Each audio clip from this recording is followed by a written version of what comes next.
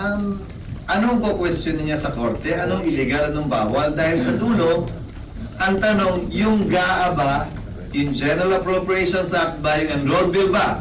May blanco ba? Pinagago mo na naman kami. Hindi nga yun ang gustong pag-usapan ng ating mga kababayan. The Filipino taxpayers deserves explanation and examination of the enrolled bill printed by the HOR and comparing with the ratified BICAM report will be exposed those responsible. Yan ho ang napakagandang punto nitong si dating Senator Ping Lacson. Bakit ho kaya imbis na punahin itong si Chis Escudero at yung kanyang Senate President pro tempore na si Jinggoy Estrada, yung mga maanumalyang blanco diyan sa BICAM report na yan, pinagtatanggol pa ho nila. Dito sa video na to, nagsalita na ho yang si Chis Escudero. Sa bagay, no? Base ho dito kay Ma'am Sas Rogando Sasot, di umano yung ama nitong si Chis Escudero, crony nitong si Marcos Sr. At di umano, ngayong mga panahon na to, etong si Chis Escudero, crony naman nitong si Marcos Jr. Pambihira ho mga kababayan, no? Imbis na punahin nitong, sa bagay, di ka naman ilalagay dyan sa pwesto mo bilang Senate President kung kukontrahin mo ang mga kagustuhan ng Malacanang, di ba? Ay, hindi ka naman ilalagay dyan kung papalagan mo yung si Tambaluslos kasi baka bukas makalawa, hindi na ikaw ang Senate President. Pero bago yan mga kababayan, isang like at isang subscribe, okay na ho tayo dyan. Sa mga gustong sumahal sa ating community, alam nyo na ho gagawin. Yung join, nandyan lang ho yan. Ayun na nga, rekta ho tayo dito kay Senator Ping Lacson kasi marami ho siyang puntong i-release dito na kung saan sampal ho sa pagmumuka nitong si Chis Escudero. Heto ho, the BICAM report containing the blank appropriation and reportedly signed by the Bicameral Conference Committee members looks like a repeat of the 2019 GAA when FPRRD vetoed 95.3 billion upon then Soto-led Senate's strong representation after we discovered anomalous entries in the printed enrolled bill that were not reflected in our ratified BICAM report. Noong 2019, meron din hong ganyang eksena.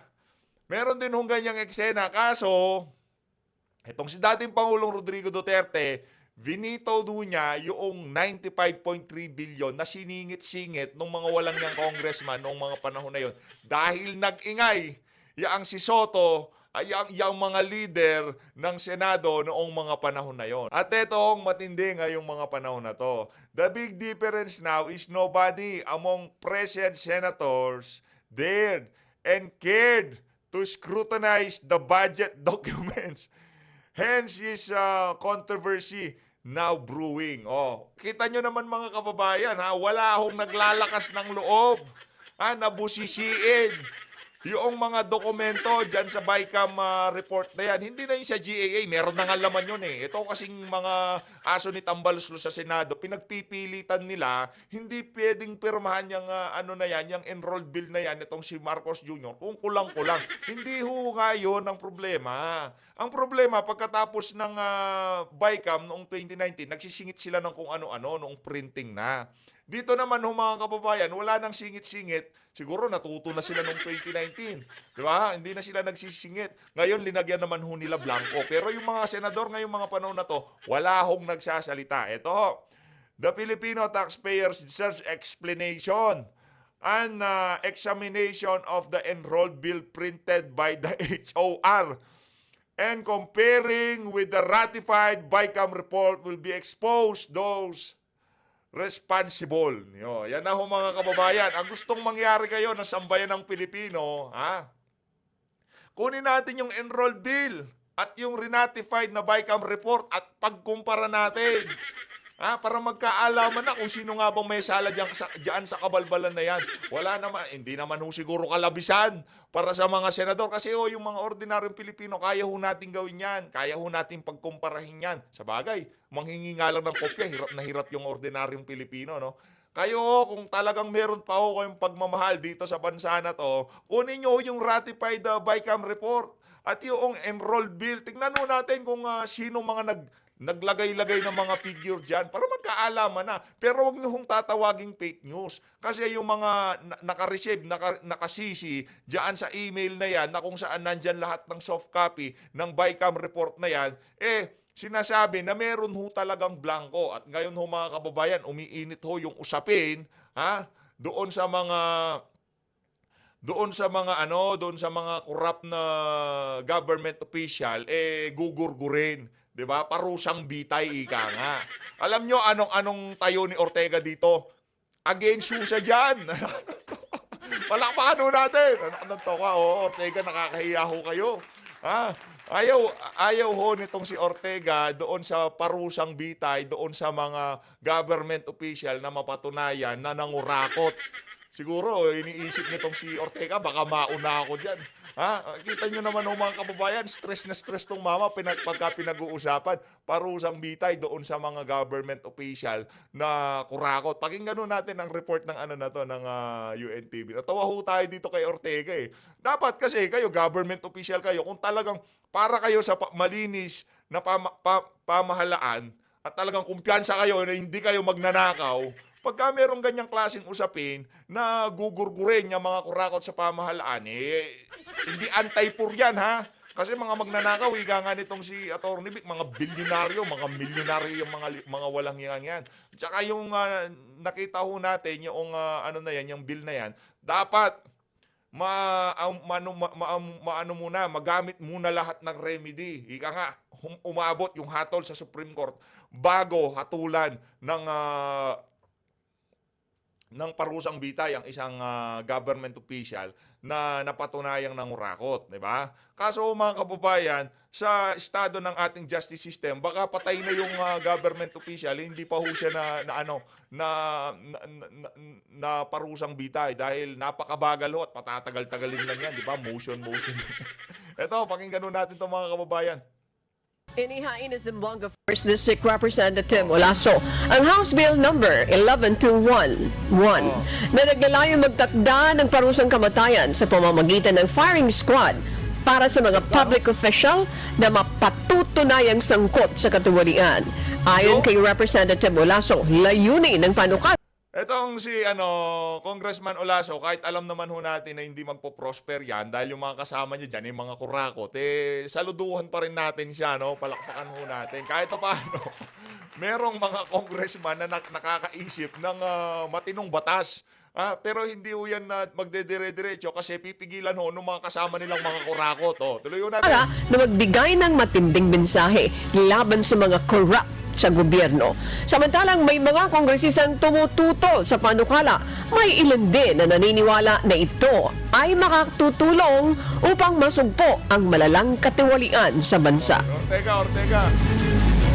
As a member of the Quad, alam naman po natin na sobrang importante na ma-uphold yung human rights. For me personally, my stand is definitely no to death penalty talaga ako. Sarap mong murahin.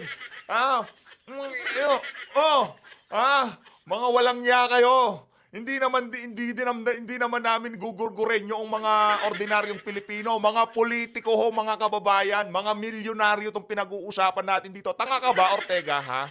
Gigigil na naman ako sa iyo, walang niya ka. Kung pwede ko lang bunutin lahat ng balbas mo yan, bubunutin mo yan. Pinag-uusapan ho natin dito mga milyonaryo, mga bilyonaryo. Mga politiko, hindi yung mga ordinaryong kriminal, yung tipong nakadisgrasya ka, di ba? O kung ano pa man nagawa mo. Hindi ho yun pinag-uusapan natin dito. Ang pinag-uusapan ho natin dito, yung mga kurakot na politiko. Bakit ayaw mong pagurgor? Bakit? Ito tanong to ha. Bakit? Baka mauna ka, ganon? Tanong yun ha. Hindi ko sinasabing kurap ka, sir. Tinatanong ko, bakit ayaw mo? Bakit takot ka ba? Ko, sarap mong batukan. Hindi. Joke lang yun. Ikaw naman. Baka umiyak ka na, no? Iyakin ko kasi yan, eh. Diba? Pagka mainit na sa social media, nananahimik siya, patahimikin ho natin siya ng konti. Masyado. Pagbukas kasi na session, masyado kang pabibo, Brad, eh. It will instill fear, pero it will not ensure na wala pa rin pong corruptions. Hindi, Brad. Hindi still peer. Pagka binabaan natin yung threshold dyan sa plunder, 50 million ho eh. Di ba? Pagka nangyari yung gusto nitong si Atty. Vic, ginawa nating 500,000 yan. Mauubos kayo dyan! Mauubos kayo dyan. Gawin na natin 500,000, plunder na yon. Automatic, ano na yun, kinabukasan, gurgurin na yan, di ba? Ubusin ho natin yung mga walang iya sa pamahalaan. Pati yung mga appointed, kahit hindi elected, pati yung mga sa civil service, yung mga nasa custom, naku, mauubos yan. Sino pa hong mangungurakot kung 500,000 lang yung threshold? Ano na yan, plunder na yan. Di ba? Wala na ho. Kaya, ano yan, pagtulong-tulungan nyo ho yan. Ipasan nyo yung batas na yan, tapos babaan natin threshold, 500,000, patay na dapat. Di ba? Mga walang iya kayo, napakatinding paghihirap na ang ibinigay nyo sa sambayan ng Pilipino, tapos kailangan pa namin maghintay ng 50 million bago kayo makasuhan ng plunder. Ng tokwa, oo. Life-changing ano na yun, amount 50 million. No? Yung, di ba? 50 million ginawang 499,900 para hindi ho siya ma-plunder. Ganyan ho sila. Kaya kailangan babaan natin, baka 10 piso na nga lang, plunder na. There is the most logical crime to be included in the imposition of the penalty of death, no? Kaya ano yun, kasi may clear benefit dun sa player o dun sa actor, and of course I think it is a one serious step, no, to really send a signal that corruption should not be taken lightly. Yun, ganun yung mga statement. Pero tong si Ortega, si Ortega, Hoy Ortega ha, palibhasa ikaw, spoiled brat ka lang ng mga Ortega, pinatakbo ka ng congressman para hindi ka pakalat-kalat sa inyo. Hindi mo alam mga pinagsasabi mo, brad. Anti-death penalty talaga yung posisyon ko dyan, di ba? Hindi mo naman alam pinag-uusapan. Mamundok ka na lang ulit. Pagkat ka na lang sa bundok, huwag ka nang bababa sa Maynila. Perwisyo ka eh. Ano ka na naman eh, kaaga-aga. Dito na ho tayo kay Chis Escudero. Ito naman ho, dito ho tayo kay Senate President Chis Escudero. Tandaan ho natin ha. Ito. Commentary ako muna kayo dito. Ano hong masasabi nyo dyan sa napakagandang panukala na yan? Ipwesto na natin. Ilagay na natin yung parusang gurgur. Pagka parusang bitay sa mga kurakot. Ilagay na natin para yung mga parating nating mga senador, kagaya itong si Pastor Apollo Kibuloy, medyo konti na lang yung tatrabahuhin nila, yung pagbaba na lang ng threshold. Gawin na lang natin ng 500,000. Diba? Gawin na lang natin ng 500,000 para talagang solidong-solido ang tama, nga. Wala na magtatangka. Pati yung mga hindi elected official, pati yung mga nasa civil service, kasali dyan. Baka elected official lang, di pwede yun. Basta nanunungkulan ka, hinahawakan mo ang pera ng sambayanan, o nasa pamahalaan ka, di ba? Civil service, ang hirap po ng examination dyan, di ba? Ang hirap-hirap. Pero ang gagawin lang pala, pag nakapunta sa custom, napunta kung saan-saan, mangungurakot lang ang mga walang ya. Kaya dapat din ho natin isali yung mga na yan, yung mga hinahire ka nga, dyan sa civil service. Kasama ho silang lahat, walang exemption, nga. Para magbenepisyo talaga ang sambayan ng Pilipino. Baka gamitin yung mga hindi kasama sa parusang bitay para makapangurakot naman. Di ba? Kaya kailangan lahat, basta pumasok ka sa pamahalaan, alam mo ng consequences diyan. Pagka nangurakot ka, gurgur ang aabutin mo diyan, di ba? Sang-ayon ho ba kayo doon? I-comment niyo ho diyan sa baba. Rekta na ho tayo dito kay Chis Escudero. Pinagtanggol ho niya ang kanyang kaibigan na si Marcos Jr. at Martin Tambalus Romualdez. Pakinggan ho natin ang kanyang mga punto de vista dito. Okay. Na-declare na committee report na unconstitutional. Are we saying na parang wala namang sense na magreklamo o wala Kaya namang sa totoo lang, hindi sa iniiwasan do. Marami lang talaga ibang trabaho at maraming mas mahalagang bagay na dapat tugunan Ano pa bang mas ng pansin. At hinahayaan ko sana ito dahil para sa akin nga, sabihin na natin kunwari lang. Di ba na lahat ng sinabi niya totoo na hindi ko kinoconsider sa kanya. Anong ko-questionin niya sa korte? Anong illegal, anong bawal? Dahil sa dulo, ang tanong, yung GAA ba, yung General Appropriations Act ba, yung Enroll Bill ba, may blanco ba? Ginagago mo na naman kami. Hindi nga yun ang pinag-uusapan. Hindi nga yun ang gustong pag-usapan ng ating mga kababayan. Bakit blanco yung BICAM report at pinirmahan nyo. Yun ang gustong malaman na sambayan ng Pilipino. Sinong nag-input, naglagay ng figure doon sa mga balangkong bahagi ng BICAM report? Tigilan nyo yung GAA na yan, buwisit ka. Tigilan nyo yan, huwag nyo hong lukuhin na sambayan ng Pilipino. Hindi yung GAA pinag-uusapan natin dito. Sinong naglagay doon sa mga blanco sa BICAM report? Wala kaming sinasabing unconstitutional o kung ano pa man. Walang ganun. Wala kaming ipapadeclare na unconstitutional o kung ano pa man. Pag-usapan na lang natin. Ipaliwanag nyo sa amin. Paliwanag nyo sa sambayan ng Pilipino kung paano nagkalaman yung mga blanco sa BICAM report na rinatipikahan nyo na mga kasama mo sa Senado at yung mga aso ni Tambaluslos. Yung unhong ipaliwanag nyo. Huwag nyo ho kaming paikot-ikutin na wala pa naman na nadeklarang unconstitutional na BICAM report. Tanga ka ba, Chis? Yan ang problema. Kaya kailangan ho nating mag-aral. Kasi lolokohin ho tayo nitong mga politikong kagaya nitong si Chis Escudero. Nakuha nyo ho ba mga kababayan? Ngayon, kung medyo mahina-hina, yung tipong hindi natin alam ang tunay na nangyayari, oo nga no, hindi naman pala pwedeng ideklarang unconstitutional yung BICAM report na yan. Hindi naman namin pinapadeklarang unconstitutional. Wala kaming pakialam doon. Ang tinatanong lang ho dito na sambayan ng Pilipino, sinong naglagay ng laman doon sa mga blankong bahagi ng BICAM report na rinatipikahan ng mga kasama nyo, kayo dyan sa Senado, dyan sa House of Representatives. Iniiba yung usapan eh. Lumilihis kayo eh. Umiilag kayo eh. Ika nga umiilag kayo eh. Huwag kayo umilag. Sagutin ho natin ito dahil yan ang gustong malaman na sambayan ng Pilipino. Kala nyo ho ba, yung tipong paggawa ng reaction video na ganito, yung okay lang, makikinig ka lang. Kung isa sa puso nyo ho at talagang tatayuan nyo, meron kayong paninindigan at prinsipyo, hindi rin naman ho, di ba? Kaya i-share nyo na ho itong video. Ano pa yun? Hindi siya segue lang pala. Ipapashare lang pala itong video. Kaya pala ipapashare. Share nyo na ho. Kayo naman ho. Tuloy. Hindi tama na mag-akusan may blank check na binigay ang Kongreso. Mali yun. Kasi Yan na naman. Linilis mo na naman. Tinatanga mo na naman ang sambayan ng Pilipino. Mali daw na mag-akusa na nagbigay ng blank check. Hindi ho yun. Tila bagang. Ganon yung dating. Kasi mga blanco, pinirmahan nyo. Mga tanga kayo. Mantok, wow, ito talagang si Kronika nga pala. Sabi nitong si Ma'am Sas, di ako ha. Kronika daw nitong si Marcos Jr. Friend. Kompanyon. Friend na lang. Kaibigan ka nga pala. Aso ka ni Tamba nitong si Marcos Jr. sinungalingan yun at hindi totoo yun. At kung blanco man yung nasa GAA, hindi pwedeng i-release ng DBM yun. Hindi Buwisit na mama na to, oo. Linuloko nyo ho talaga sambayan ng Pilipino. Linuloko ho tayo, linilito ho tayo, pero wag ho kayong magpalito. Di namin sinasabi na GAA. Hindi namin ba't mo pinagpipilitan yung GAA na yan, buwisit ka? Ba't mo pinagpipilitan yung GAA na yan? Hindi nga yun. Hindi yun. Hindi namin kinukwestiyon yung GAA. Masaya kami na walang blanco sa GAA. Ang problema, yung katakawan sa pera ng mga kasama nyo dyan, kayo!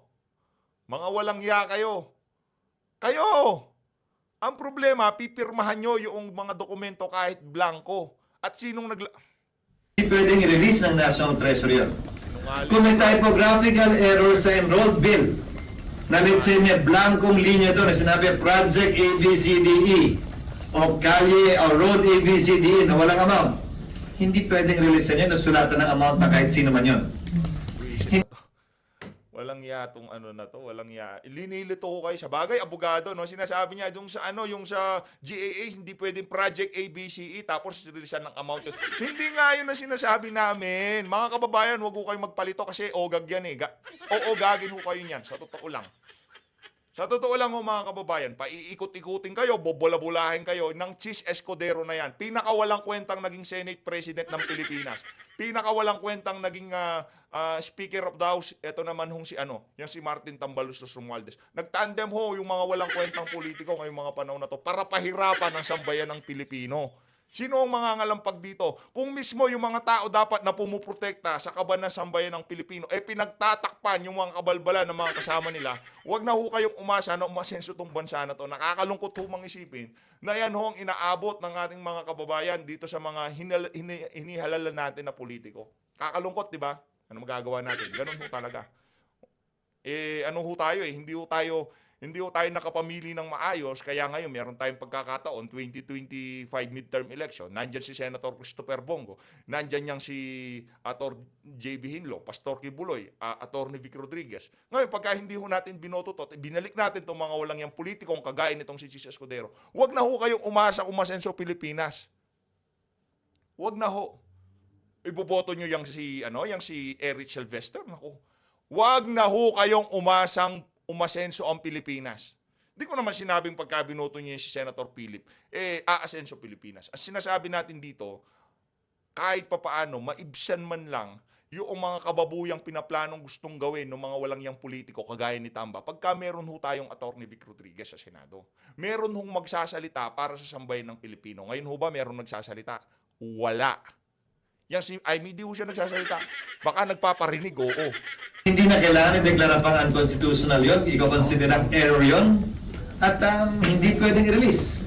Sinungaling. Kung gusto nila mag-aksaya ng panahon para magsampa ng kaso sa korte, malaya silang pwedeng gawin yun. Pero hindi ko sa panig at parte namin. Meron na lamang kaming naiiwan kabilang ang araw na ito. Wala kaming pakialam dyan sa mga batas na gusto nyong maipasa. Ang ayusin nyo ho yung budget na binaboy ng mga kasama nyo dyan. Kung hindi ka man kasama, kung di mo man alam to, siguro tanga ka talaga. Pero pakinggan nyo ho ang saloobin, panawagan ng sambayanan. Na busisiin nyo yan, scrutinize nyo. Yung enrolled bill at yung BICAM report, ano natin? Pagbanggain natin para magkaalaman na. Hindi yung binibida mo sa amin yung GAA. Sa GAA, hindi pwedeng magkaroon ng item na ABC tapos blanco na ganito, ganyan. Hindi naman nun yung question na sambayan ng Pilipino. Huwag nyo ho kaming tangahin. Senator Chis Escudero naman. Kayo naman akala nyo naman madadaan nyo sa pabola-bola sambayan ng Pilipino ngayong mga panahon na to. Social media na ho tayo ngayon. Hindi na ho tayo sa mainstream media na lahat ng lalabas nyo sa bunganga nyo, yun ng katotohanan na tatanggapin ng madlang Pilipino. Hindi ho ganun gumagana ngayong mga panahon na to.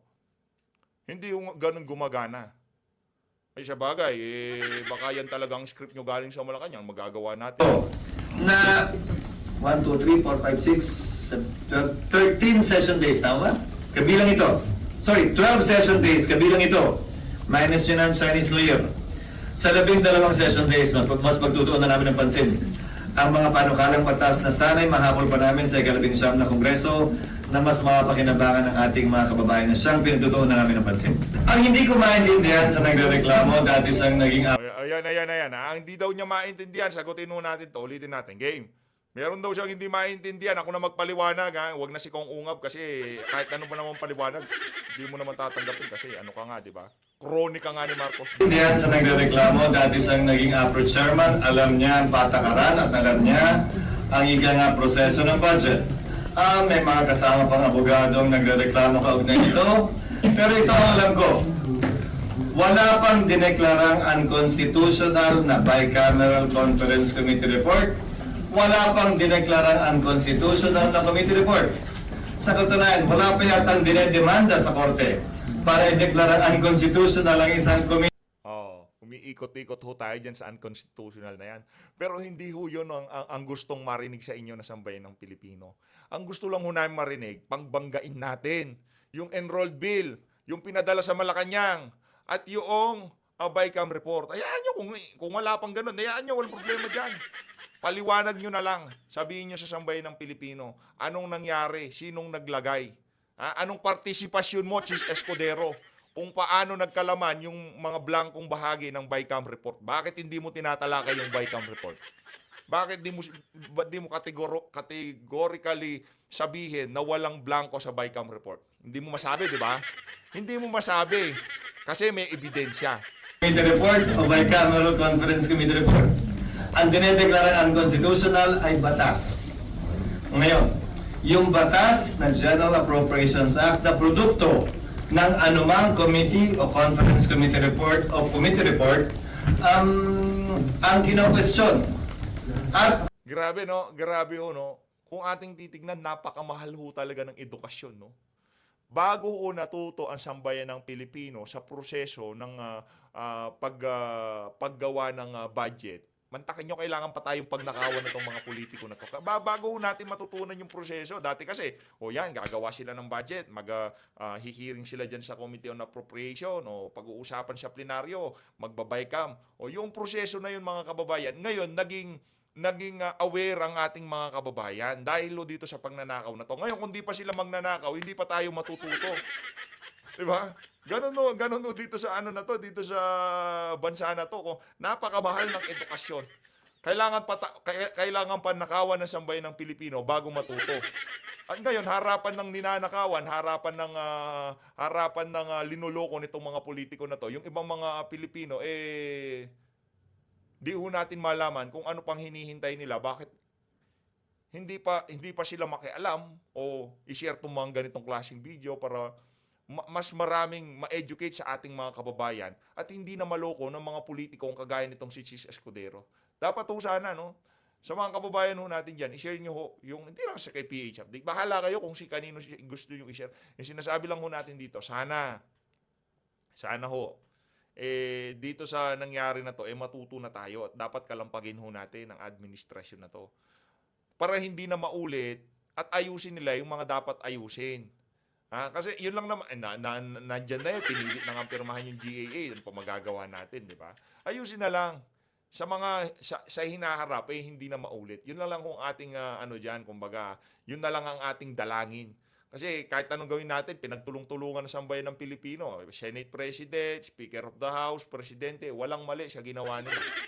Pero sa mga ordinaryong Pilipino na taxpayer, merong mali sa ginawa nyo. Ayusin nyo yan. Anong gagawin natin? kumpleto yung batas na yon, walang blanco, walang kulang, at yung amount ay nagsusuma. Unawain po ninyo. Ang budget ay may humigit kumulang. Kayong mga nakikinig ko, kung gusto nyong unawain ito ko na to, nasa sa inyo. Nasa sa inyo kung gusto nyong unawain. Hindi naman natin kini-question yung GAA. Wala kang pakialam sa GAA. Wala kang pakialam kasi meron na talagang lamang, kumpleto na yon bago ibinigay sa Malacanang, bago pirmahan ni Marcos Jr. Ang pinag-uusapan natin dito, yung BICAM report. Bakit kayo pipirma ng kulang-kulang at sinong naglagay ng laman? Yun ang paliwanag nyo. Hindi yung kung ano yung ano binibida nyo sa amin. Mag-ano na lang kayo, magyakapan na lang kayo ni Hart. Anong toko? Mag-vlog na lang kayo. Diba? Mag-vlog na lang kayo ni Hart.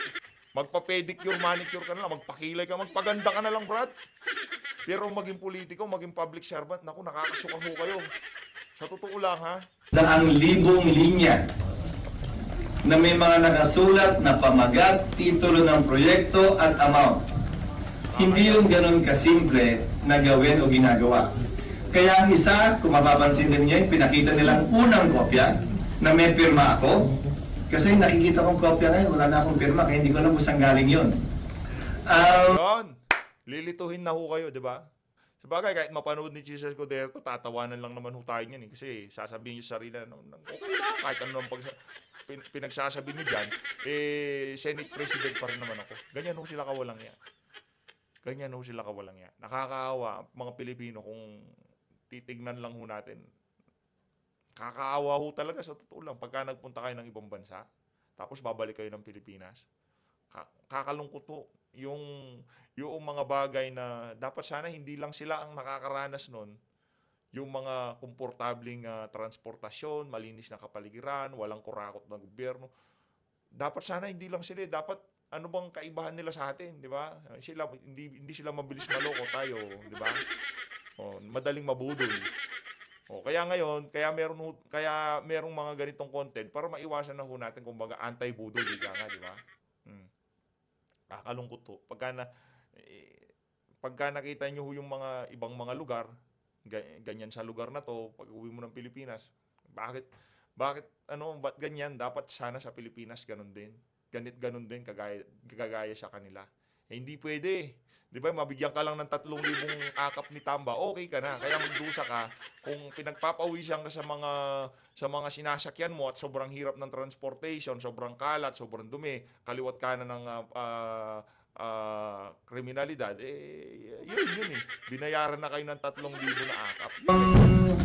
Ay nakasaad doon na otorisado ang Committee on Appropriation and Finance na mag-correct, magpuno, maglagay dahil posible na may nakaligtaan doon. So, sinabi din doon sa huling talata ng Bicameral Conference Committee Report, kapag ka may pagkakaiba ang GAA sa Bicameral Conference Committee Report, ang masusunod ay ang GAA, ang enrolled bill ng GAA. Kung babalik Ang enrolled bill ng GAA. Anak ng toko. Pag daw may nakaligtaan, yung finance, sila maglalagay? Sino nga naglagay?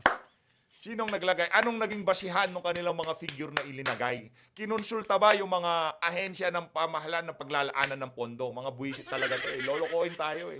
Kung may nakaligtaan, kulang-kulang 10 pages, nakaligtaan. Department of Agriculture, DPWH, nakaligtaan.